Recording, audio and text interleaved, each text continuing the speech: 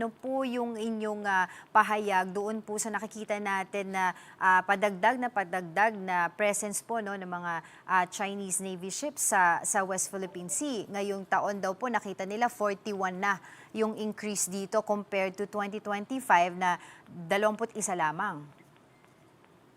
Well, on the part of the Coast Guard, no, and in close coordination with the Armed Forces of the Philippines, the Commander of the Philippine Coast Guard has expressed his commitment that we're going to also intensify the presence of Coast Guard vessels to deter and prevent all these Chinese maritime forces in harassing ordinary Filipino fishermen. Okay, dun nga po sa pagtaas ng bilang ng mga China ship po dyan sa West Philippine Sea, ano po yung mga hakbang na ginagawa po ngayon ng PCG para matiyak po yung kaligtasan, of course, ng ating mga mangingisdang Pilipino?